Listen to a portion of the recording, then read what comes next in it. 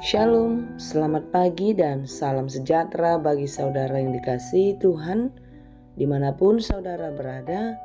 Doa saya saudara tetap sehat, penuh semangat dan berpengharapan senantiasa hanya kepada Tuhan. Saudara, sebelum kita melanjutkan segala aktivitas pada hari ini, marilah kita meluangkan waktu untuk mendengar dan merenungkan firman Tuhan. Biarlah Roh Kudus menerangi hati dan pikiran kita sehingga firman Tuhan bekerja, menuntun, memelihara, dan memberi hikmat bagi kita untuk dimampukan melakukan segala pekerjaan baik seturut dengan kehendak Tuhan. Marilah kita berdoa. Segala puji syukur hanya kepadamu Tuhan untuk segala kemurahan yang Tuhan nyatakan dalam hidup kami. Hari ini Engkau membangunkan kami dengan kesehatan, dengan kehidupan yang baru.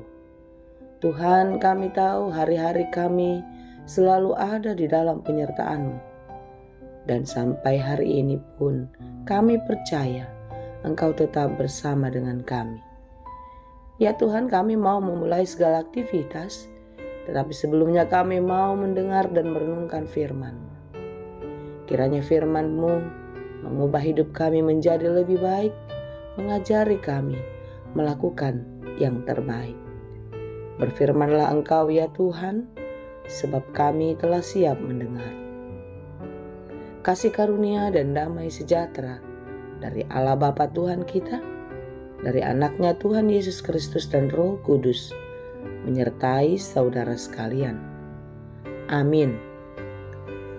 Firman Tuhan untuk kita pada hari ini yang ditetapkan menurut Almanak HKBP Kamis 16 Februari 2023 tertulis dalam kitab Yeremia 1 ayat 19 dalam bahasa Batak dan bahasa Indonesia.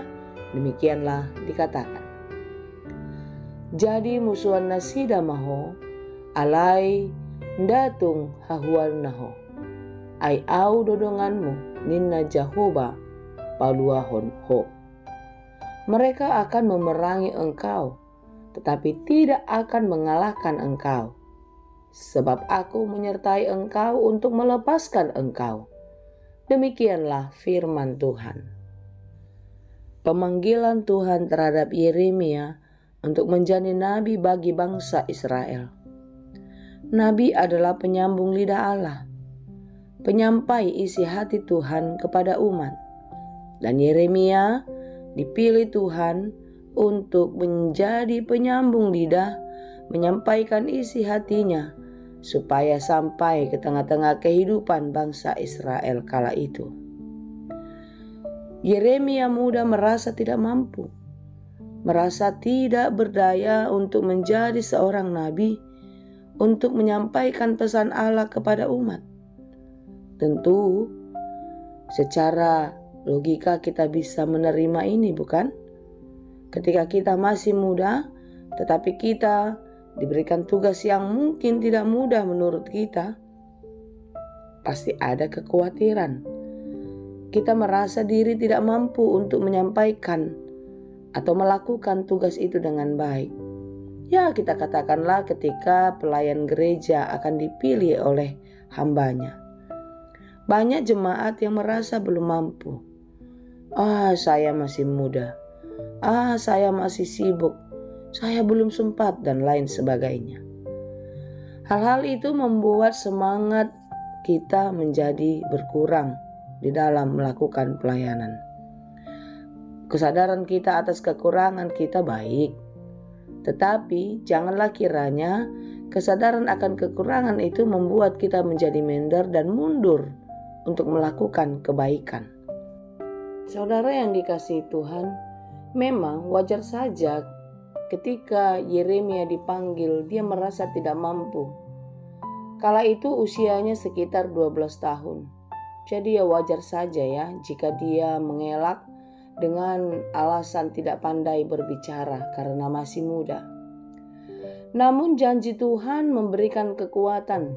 Janji Tuhan memberikan keberanian bagi Yeremia untuk melakukan tugas yang diperintahkan kepadanya. Dalam ayat 8 dan ayat 9 dikatakan, "Janganlah takut kepada mereka, sebab aku menyertai engkau untuk melepaskan engkau." Demikianlah firman Tuhan. Lalu Tuhan mengulurkan tangannya dan menjamah mulutku. Tuhan berfirman kepadaku, "Sesungguhnya aku menaruh perkataan-perkataanku ke dalam mulutku."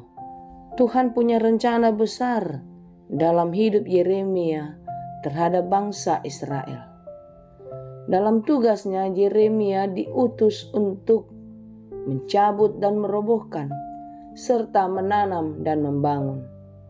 Dia akan menjadi perpanjangan tangan Tuhan untuk memulihkan bangsa Israel, untuk memenangkan bangsa itu, untuk tetap menjadi bangsa pilihan dan diberkati oleh Tuhan.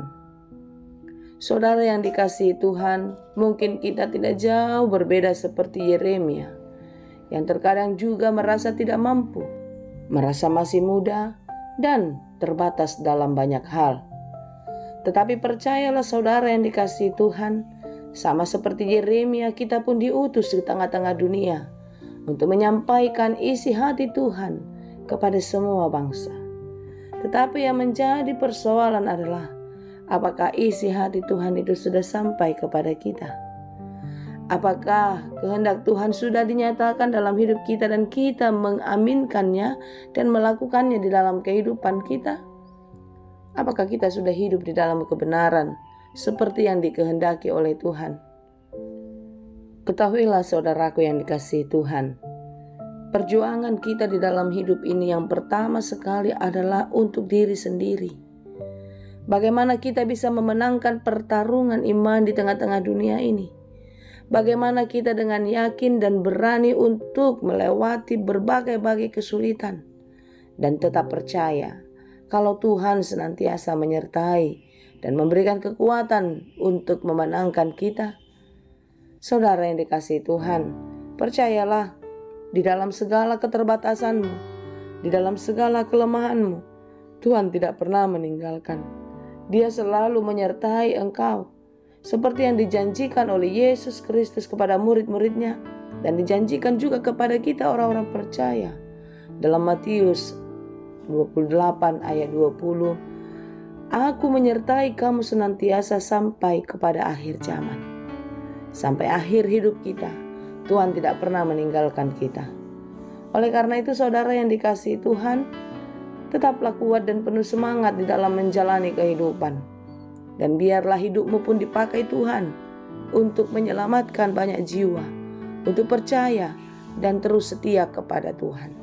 Jangan pernah menyerah, jangan pernah berputus asa di dalam segala kelemahan, di dalam segala keterbatasanmu.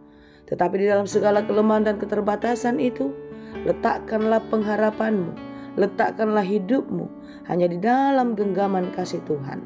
Karena hanya Dialah kekuatan kita, karena hanya Dialah keselamatan kita.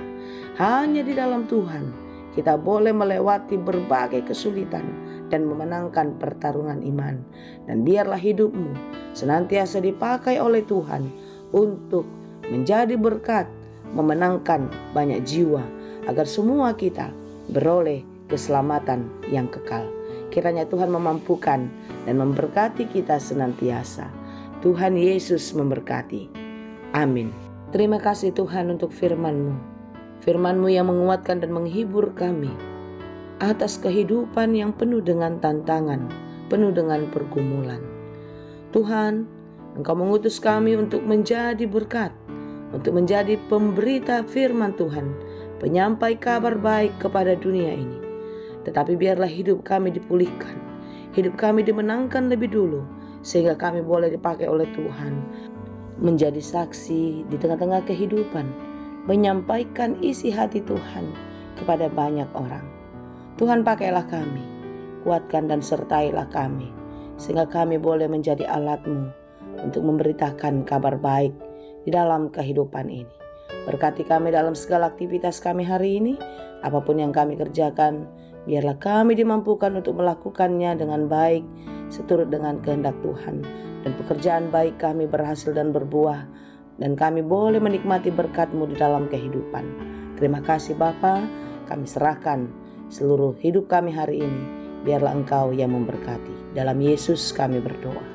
Anugerah Tuhan kita Yesus Kristus, kasih karunia Allah Bapa, dan persekutuan Roh Kudus, itulah kiranya yang menyertai dan memberkati kamu sekalian. Amin.